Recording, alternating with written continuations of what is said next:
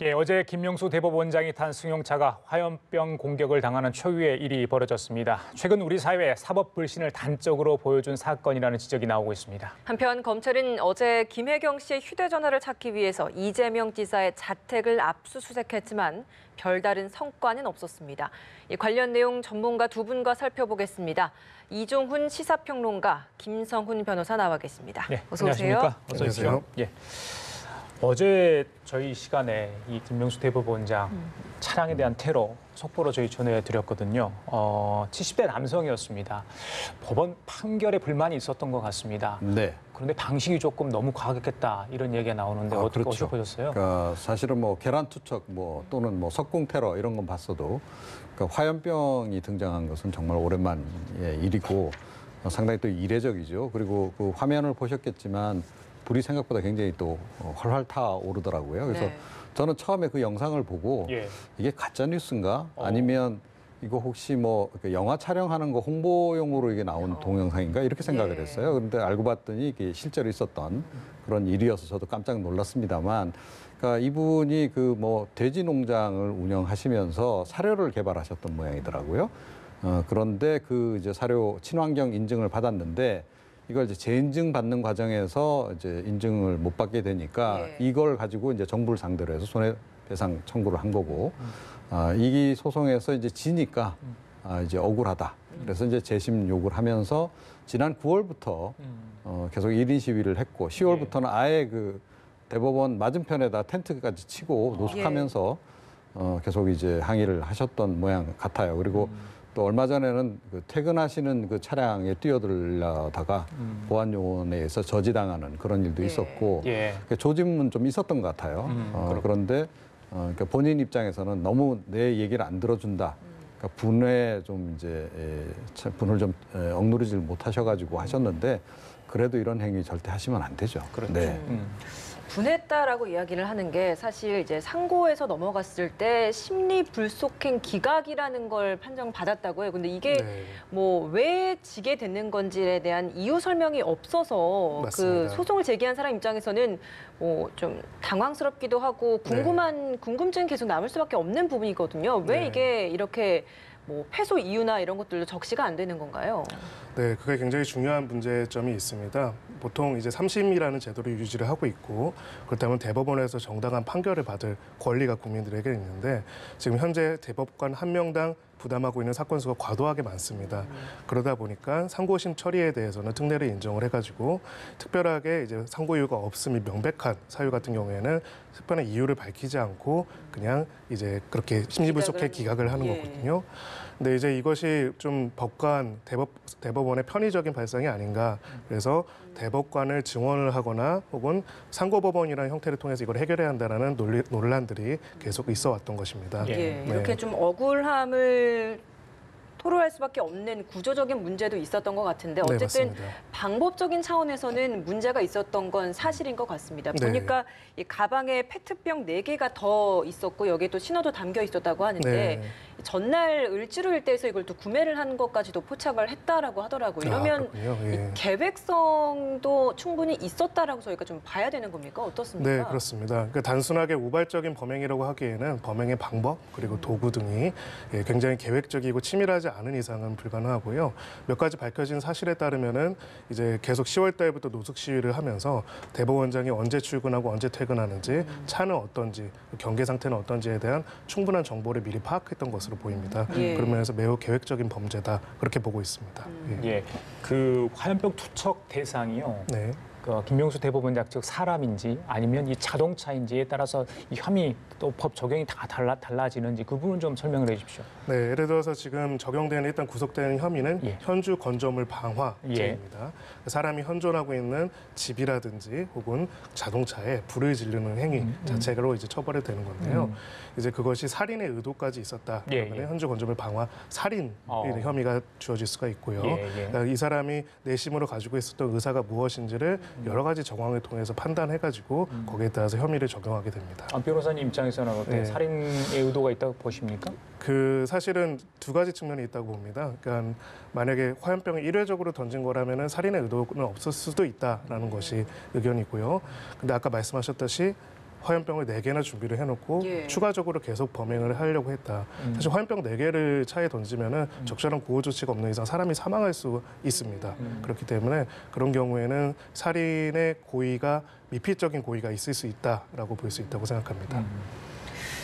이번에 사실 대법원장 테러 이런 화염병 투척이 앞서 짚어주신 것처럼 화염병이라는 것도 굉장히 좀 위험한 무기이기 네. 때문에 굉장히 충격적으로 다가왔던 것 같은데 과거에도 이렇게 법관들에 대한 판례에 대한 불복으로 인한 테러 같은 게 또 있었습니까? 네, 뭐 이런 정도는 아니지만, 그러니까 이제 과거에 대법원장을 향해서 계란을 투척한 사건은 있었죠. 그러니까 광우병 보도 관련해 가지고 이제 보수단체 쪽에서 그 보도한 매체를 이제 고발을 했는데 무죄 판결이 나니까 그것에 이제 항의하는 차원에서 계란 투척했던 그런 전례 있고요. 예. 그리고 조금 전에 말씀드렸듯이 이제 재판관을 향해서 석궁 테러 한 경우라든가 예. 또 뭐 인분 투척한 경우라든가 이런 경우는 있습니다. 그런데 사실은 대법원장을 향해서 이렇게 직접 공격하는 경우는 좀 흔치 않죠. 그러니까 왜냐하면 보통은 이제 재판을 이제 했을 때 그 재판 주심 판사에 대해서 보통은 이제 앙심을 많이 이제 갖게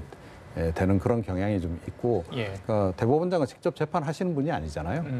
그런데 이번 같은 경우에는 이제 대법원장을 이제 향했는데 왜 그랬을까를 생각해 보면 이게 역시 이제 사법농단 그 사건 이후에 사법부에 대한 전반적인 재판에 대한 불만이 이제 사회적으로 고조가 되다 보니 그러니까 그것에 대한 불신이 지금 이제 일종의 한 단면으로 드러난 게 아닌가 예. 그런 이제 분석들을 지금 많이 하고 있는 거죠. 네, 네. 말씀해 주신 것처럼 어제 일이 단순히 어떤 그 판결에 대한 불만이 아닌 재판 거래 의혹에 관련해서 혹은 거기에 대해서 불만을 품은 사람이 그렇습니다. 그러니까 그런 행위를 뭐냐 했지 하면 않았을까 이제 했는데 일반 국민들은 이렇게 생각할 수 예. 있는 거죠. 그러니까 그 시기에 사법농단이 이루어진 시기에 재판을 받은 분들 대부분이 아마 그런 생각을 할지 모릅니다.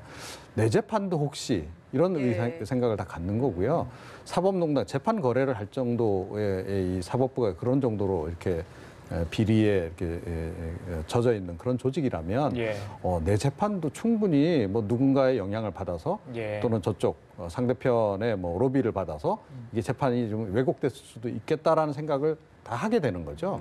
자, 그래서 아마 그런 부분에서 지금 굉장히 불만을 많이 가지고 있는 분들이 한두 분들이 아닐 거라고 굉장히 많이 늘었다고 합니다. 생각을 하고요. 그래서 그분들은 뭐 아마 재심 청구도 굉장히 앞으로 당분간 활발해질 겁니다. 그래서 이게 그냥 단순한 그 한 사건으로 보기에는 좀 그런 것들이 좀 이제 여운으로 좀 많이 남는 그런 그 사건이죠. 네. 예, 법의 권위가 추락한 것과 무관치 않다라는 이런 네. 해석들 굉장히 많은 것 같은데 맞습니다. 법조인으로서 좀 이 상황 어떻게 보고 계십니까? 일단 굉장히 참담한 심정이고요. 예전에 그 어떤 대법관님께서 그런 강연을 하셨습니다. 요즘에는 사법부가 분쟁 해결의 최종적인 기관이 아니라 분쟁의 당사자와 주체가 된 것 같다. 그런 아쉬움을 말씀하셨는데요. 사법부의 권위라는 거는 사실은 강요된 권위가 아니라 모든 시민들과 국민들의 합의에서 자연스럽게 우러나오는 권위여야 합니다. 이 권위를 만들어가고 지키기 위해서는 사실 굉장히 많은 역사적 과정이 필요하고요. 저는 오히려 반문하고 싶은 것이 그렇다면 과연 이런 사태가 벌어지기 전에는 우리 사법부가 신뢰를 받고 권위가 있었는가. 사실 이 부분에 대해서 좀 생각을 해봐야 한다고 생각을 합니다. 여전히 자신의 재판이든 다른 사람의 재판이든 정권과 이익, 소위 말하는 정관애우라고 하는 그런 형태의 변론에 대해서 자유롭지 못하다고 사실은 대부분의 시민들이 생각을 했고 이제는 그것들이 밝혀지고 드러나고 청산되는 과정 중에 있다고 생각을 합니다. 그래서 굉장히 어렵지만 가령 미국 같은 미국 연방대법원 같은 경우는 굉장히 권위를 인정받고 있지만 그 권위를 인정받은 게 자연스럽게 인정된 것이 아니라 수많은 역사적인 관계, 수많은 정권과 여러 가지 이익단체들의 이익으로부터 벗어나서 독립적이고 양심에 따른 판단을 하려는 노력 가운데 만들어진 것입니다. 예. 저는 이제 그 노력의 시발점이 이루어지고 있고 그 과정에서 많은 혼란이 있겠지만은 예. 그래도 거기에서 시민들의 협력과 또 사법부 스스로의 노력이 가장 중요하다고 생각을 합니다. 제가 아는 판사도 요즘 일할 맛이 안 난다 네. 이런 이야기를 하고 있습니다. 네, 최- 네. 최근에 뭐 그렇군요. 가로사 예. 판사도 있었지 예, 않습니까? 그렇습니다. 네. 지난번에 전국 법관회의에서 사법행정권 남용 의혹 관련해서 동료 판사들 탄핵 촉구안을 의결을 했습니다. 그런데 어제 대법원이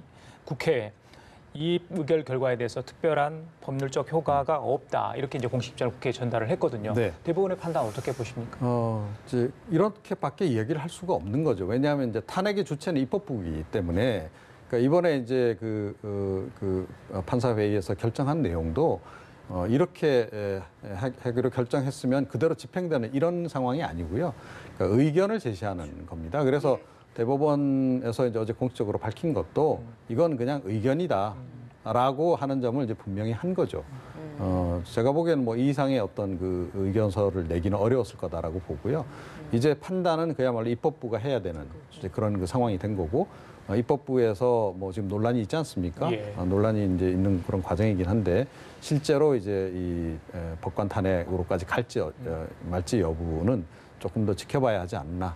정치권의 결국 현명한 판단을 기대할 수밖에 없다 이렇게 생각을 합니다. 다만 개인적으로는 그러니까 이게 과거에 전례가 없다 그래서 못할 이유는 없다라고 생각하고요. 네. 또 이 많은 판사들이 실제로 그런 문제점을 인식하고 있고 탄핵이라고 하는 것도 필요하다면 그 행사할 수 있다라고까지 의견서를 냈다면 정치권도 뭐 너무 주저할 이유는 없다. 그리고 이와 관련해서 최근에 이제 반대론이 나오는 것이 사법부의 독립을 해친다, 또 상권분립 정신에 어긋난다라는 얘기를 하는데요. 네. 그런데 상권분립의 정신에 어긋난다면 헌법에 왜 그 조항이 들어갔겠습니까? 그러니까 사법부를 견제할 만한 수단이 별로 없기 때문에 그나마 견제할 수 있는 수단으로 지금 헌법에서 보장한 권한이 탄핵 권한이거든요. 자, 그런데 그걸 행사하지 않는다? 행사하지 않는 것만이 답은 아니다. 이렇게 저는 생각을 합니다. 대상자를 선정하는 작업을 국회에서 이제 좀 진행을 하고 있는 것 같은데 네. 이 대법원의 이런 입장 표명이 네. 일정 부분 좀 영향을 줄 거라고 보십니까? 일단 대상자를 선정하는 작업 자체에는 영향을 주지는 않을 거라고 생각을 합니다. 왜냐하면은 아까 잘 말씀해 주셨듯이 헌법 65조에 따르면은 법관에 대한 탄핵은 국회에서 하게 되기 때문에 대상자 선정은 당연히 국회에서 해야 하는 거고요. 만약 사법부에서 그러한 의견을 제시를 했다면 그 또한 또 나름의 논란을 야기했을 것입니다. 다만 이제 이 부분에서 조금 아쉬운 부분과 또 저희들이 생각해야 할 부분은 사실 아까 제가 말씀드렸다시피 이것이 단순하게 일회성 이벤트가 아니라 과정이라고 말씀드리지 않았습니까? 네. 사법부가 권위를 찾고 신뢰받는 사법부로 나아가기 위한 과정에서 사법부가 그런 독립성이 침해된 법관들은 어떤 책임을 져야 하는지 또 어떤 절차를 할 수 있는지에 대해서는 조금 더 단호하고 적극적인 입장을 할 수 있지도 않았을까라는 그런 아쉬움은 있습니다. 예, 알겠습니다. 다른 주제 좀 다뤄보도록 하겠습니다. 청와대 지인을 사칭한 사기 사건, 지난달인가요? 이 청와대에서 대통령이 관련 특별 지시하지 않습니까? 청와대를 사칭한 무조건 네. 사기니까 조심하라, 이거 그렇죠. 믿지 말라 이렇게까지 이제 김의건 대변인이 대통령의 말을 빌려서 이야기를 네, 했는데 그렇습니다. 그 6건 중에 한 건이었는데 이게 이제 그 사람이 검거되고 구속이 되지 않았습니까? 네, 그렇습니다. 임종석 비서실장을 빌어가지고 그쵸 이름을 대서 그 특사 사면을 시켜주겠다고 예. 속였나 봅니다. 구치소에서 일어난 일입니다. 예. 그러니까 구치소에 이제 서로 아마 함께 이제 구치소에 있는 그 과정에서 이제 한 사람이 다른 사람을 향해서 내가 임종석 비서실장을 잘 안다. 뭐 내 아들이 그 딸하고 같은 학교 다닌다. 뭐 이런 식으로 이제 꽤 친분을 이제 과시를 하면서 특별 사면을 통해서 구치소에서 당신 나가게 해줄 수 있다. 그런데 돈이 필요하다. 예. 이렇게 된 거고. 그러니까 이제 당사자 입장에서는 빨리 구치소에서 나가고 싶겠죠. 네. 그래서 그걸 딸한테 얘기를 했고 이제 딸이 이제 이 사람에게 3천만 원을 이제 전달한 그 사건입니다. 그런데 왜 아직도 정권이 바뀌었고 또 세상이 좀 많이 바뀌었는데 여전히 안 바뀌었다라고 생각하는 분들이 꽤 많지 않나 이런 생각을 좀 하게 되고요. 예. 그리고 조금 전에 이제 그 지난달 있었던 일을 말씀하셨는데 문재인 대통령도 뭐 그렇게 얘기하지 않았습니까? 이거 국민에게 소상히 알려라. 예, 맞습니다. 그래서 6건 그 소상히 알렸습니다. 예, 자세히 그 어떤 사례가 있는지조차도.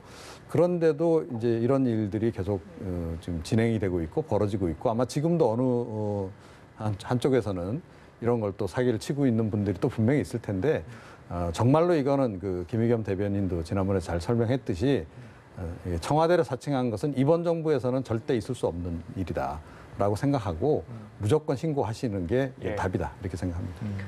정치권 내에서도 사기를 당한 일이 있었더라고요. 네, 그렇습니다. 윤정현 전 광주시장 같은 경우에도 권양숙 여사라는 사칭을 한 사람을 믿고 네. 실제적으로 돈도 사실 한두 푼이 아니라 굉장히 거액을 네. 전달을 했더라고요. 근데 네. 이걸 뭐 공천을 받기 위해서라는 이야기들이 나오고 있고 실제적으로 이제 공천 과정에서도 뭐 어려움이 있는데도 불구하고 실제로 너무 믿었기 때문에 신의 한 수가 있다라고 굉장한 믿음을 또 보이기도 했다고 하더라고요. 이 맞습니다. 사건도 좀 짚어주시죠. 네, 사실 굉장히 어떻게 보면 충격적이고 어떻게 보면 또 흥미로울 수밖에 없는 다른 사람으로서는 그런 사건인데요.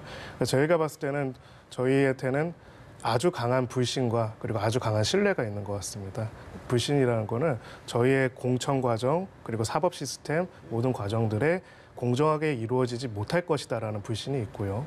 또 그 반면에는 어떤 유력한 영향력이 있는 사람, 권력자의 방법으로 사법 절차도 혹은 다시 어떤 정치적인 공천 절차도 얼마든지 왜곡될 수 있다는 아주 강한 신화적인 신뢰가 있지 않나. 예. 사실 이 두 가지의 불신과 신뢰 사이에서 이러한 사기 범행도 가능했고 무엇보다도 이제 충격적인 거는 평범한 사람이 아니라 그런 정치의 과정에서 있었던 분이 예. 이렇게 행동을 했다는 면에서 다시 한번 그런 불신과 다시 한번 그런 신뢰가 어떻게 보면은 간접적으로 입증되는 그런 효과가 나타났다는 점에서 비극적이라고 생각합니다. 선거철에 이 선거 사무실 기웃거리면서 이 선거 후보자들 상대로 네. 해서 사기치는 경우도 있었잖아요. 많죠. 예. 굉장히 흔한 일인데요.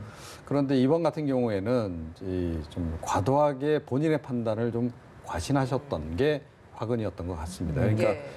이메일 오고 그다음에 권양숙 여사라는 인물하고 직접 통화를 이제 딱 하고 보니 목소리가 너무 예. 똑같았고 경상도 사투리 자기는 또 이 권양숙 여사를 나름 좀 안다고 예. 생각하고 있는 터였기 때문에 이 목소리는 분명해라고 그냥 곧바로 이제 확신을 해버린 거죠. 예. 이제 거기서 이제 출발을 한 겁니다.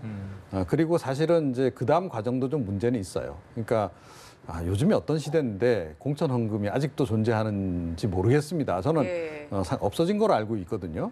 자, 그런데 윤장현 그 전 시장 같은 경우에는 그때 약간 불출마 압박도 좀 받고 있었고 또 공천이 좀 힘들지 모른다라는 그런 이제 시각이 또 많이 주변에서 있었고 했기 때문에 본인이 이제 불안한 생각이 좀 있었던 것 같아요. 그래서 그것까지 좀 가세가 돼가지고 본인이 믿고 싶은 방향으로 그냥 믿어버린 그런 경우가 아닌가 싶습니다. 그런데 어찌됐건 뭐 따지고 보면 그러니까 공천을 좀 의식해서 그러니까 결국 이제 권 여사도 상당한 영향력을 행사할 수 있을 것이다라고 전제를 하고 결국 이제 대가로 지급한 것으로 볼 수밖에 없다는 거죠. 예. 여러 가지 정황상.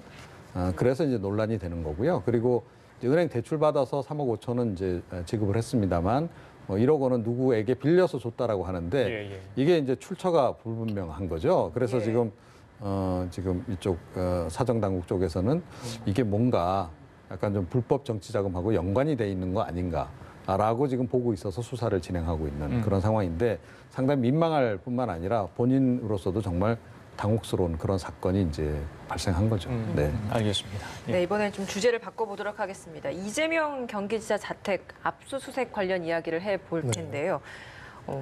일단은 김혜경 씨의 휴대전화를 압수하기 위해서 압수수색을 한 겁니다. 근데 뭐 별다른 성과 없이 돌아오긴 했는데 사실 이 수사가 시작된 것이 굉장히 오래됐는데 몇 개월 전이거든요. 7개월 전인데 지금에 와서야 이렇게 압수수색을 했다라는 것부터가 좀 너무 늦은 게 아닌가라는 생각 듭니다. 네, 맞습니다. 만약에 적법하고 그리고 확실한 유죄의 입증 증거를 찾는 것을 목표로 한다면은 매우 시의적절하지 않은 압수수색이라고 할 수 있고요. 다만 이제 이 정치인에 대한 혹은 정치인 관련자들에 대한 수사에는 여러 가지 정치적 함의들이 있을 수가 있습니다. 특히 압수수색 같은 경우에는 네. 이제 당하는 사람 입장에서 굉장히 당혹스럽고요.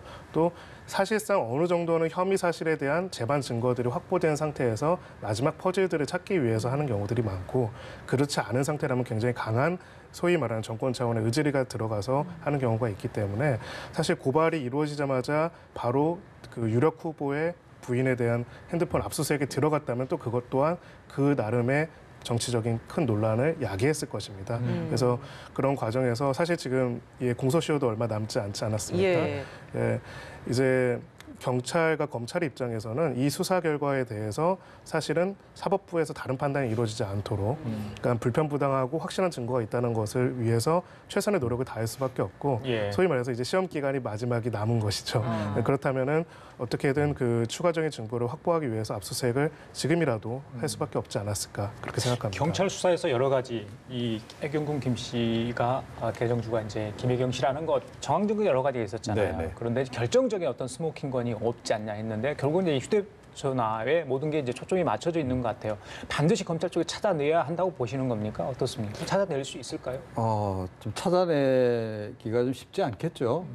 아마 그 경찰 수사 단계에서도 적극적으로 이 부분을 이제 그 압수해서 이제 포착하려고 생각하지 않았던 이유 중에 하나는 이미 좀 증거인멸을 했을 것이다, 폐기했을 것이다라고 본 때문이 아닌가 이렇게 생각합니다. 그런데 일부 보도는 뭐 그 당시에도 압수수색을 하려고 시도를 많이 했는데 법원에서 뭐 사생활 침해 우려가 있어서 영장 발부를 안 해줘서 못했다라는 이제 보도도 나오고 있긴 합니다. 사실관계는 조금 더 시간 지나면 이제 경찰 쪽에서 밝히지 않을까 싶긴 한데 어찌됐건 이제 휴대폰을 이번에 압수수색을 하게 된 게 좀 계기가 있는 것 같아요. 그러니까 그 이미 폐기했다라고 이야기하는 폰 가운데 하나. 이제 갤럭시 폰으로 추정이 되는데 그 폰을 사용을 한 게 최근에 좀 포착이 됐다는 거죠. 예. 그러니까 이 통신기기 같은 경우에 휴대폰이 없어졌더라도 그러니까 통신 기록은 남지 않습니까? 그런데 이제 최근에 아마 사용한 그게 포착이 되니까 아마 그 장소도 특정했을 거라고 저는 봐요. 그러니까 저희 잡히지 않습니까? 이 신호가 네. 잡히면 그 어느 권역에 잡힌다는 게 있기 때문에 그래서 제가 보기에는 이재명 지사의 사무실도 압수수색을 했던 게 아닌가. 그러니까 예. 김혜경 씨만 대상으로 했다면 자택만 하면 되잖아요. 그렇죠. 그런데 저는 사무실까지 한 대목으로 봐서는 이 폰의 사용 흔적이 그 근처에서 어딘가에서 나왔을 가능성도 없잖아 있다. 자, 그래서 경찰 쪽에서는 해경군 김 씨의 그라고 하는 그 계정주가 김혜경 씨일 수도 있지만 실제로는 이재명 지사와 함께 사용했을 가능성에 대해서도 상당한 좀 비중을 두고 좀 접근하고 있는 게 아닌가 이렇게 생각을 하고요. 예. 휴대폰 압수에는 실패를 했습니다.만 조금 전에 말씀드렸듯이 그러니까 통신 기록은 남아 있다는 거죠. 그래서 이번에 이제 포착됐다라고 하는 그 통신 기록 그것이 과연 그 어디서 발견됐는가가 굉장히 중요할 것 같고요. 그게 의외로 또 증거가 될 수도 있을 것이다라고 생각을 합니다. 예. 그 친형 강제 입원 사건과 관련해서도 네. 경찰 수사하는 과정에서 이재명 경기지사의 휴대폰을 이제 네. 입수를 하게 됐는데 네. 이 지사가 비밀번호를 알려주지를 못해서 내용 확인이 안 된다고 하는데 네. 이 휴대폰을 압수를 하면서도 비밀번호를 알려줘야 될 의무는 없나 봐요. 네, 원칙적으로 어떤 자신의 잠금 장치를 해제할 의무까지 있지는 않습니다. 그러니까 압수와 임의 제출의 가장 큰 차이점은 압수는 의지에 반해서 하는 거고요. 예. 임의 제출은 자 여기 있습니다 하고 주는 겁니다. 근데 이제 뭐 비밀번호를 알려준다는 거는 사실상 임의 제출 그 내부에 있는 정보에 대한 임의 제출이겠죠. 예, 그래서 그런 부분들을 의무까지 있다고 볼 수는 없고요. 예. 그렇게 생각합니다. 예. 보통 이제 뭐 지워진 정보에 대해서는 디지털 포렌식 이런 걸로 좀 예. 복원을 해서 또 보긴 하는데 이런 네. 휴대폰 같은 경우에도 비밀번호를 좀 뭐 강압적으로 푼다거나 이럴 수는 또 없는 건가 봐요. 네, 그거는 뭐 그 폰 종류에 따라서 좀 다를 수는 있는데요. 이제 과거에 이제 미국에서도 이제 아이폰 예. 소위 말해서 맞습니다. 비밀번호를 해제해 줄 것을 국가안보상 중요한 이유로 했다가 애플사에서 이제 거절을 했던 사례가 있는데 그 이후에 제가 들은 보도에 따르면은 이제 그걸 또 해제할 수 있는 다른 기술이 나와서 문제가 또 됐다라는 그런 이야기도 들었습니다. 기술적으로 여러 차례 이 비밀번호를 네. 풀려고 노력하면 안에 있는 데이터가 삭제될 수도 있다 이런 이야기가 있더라고요. 네, 그런데 이제 예. 이번 같은 경우에 좀 납득이 안 되는 대목은 그러니까 이재명 지사가 어찌됐건 수사에 적극 협조하겠다라고 얘기를 했단 말이에요. 그렇죠. 그리고 본인은 지금 무죄라고 주장하고 있지 않습니까? 그러니까 무죄고 수사에 적극 협조하겠다라고 한다면 그 비밀번호 안 풀어줄 이유가 없는 거 아닌가요? 예. 오히려 풀어줘서 나 무죄인 거 여기 다 내 휴대폰에 오히려 다 내 무죄인 증거가 있다라고 이야기를 해야 정상이 아닌가. 그런데 이렇게 왜 비밀번호를 안 알려줄까? 예. 거기도 뭔가 있기 때문에 그런 거 아닐까라고 하는 그런 이제 추정을 하게 하는 거죠. 네. 알겠습니다. 지금까지 이종훈 시사평론가 김성원 변호사 두 분과 함께 얘기 나눠봤습니다. 말씀 감사합니다. 고맙습니다. 감사합니다.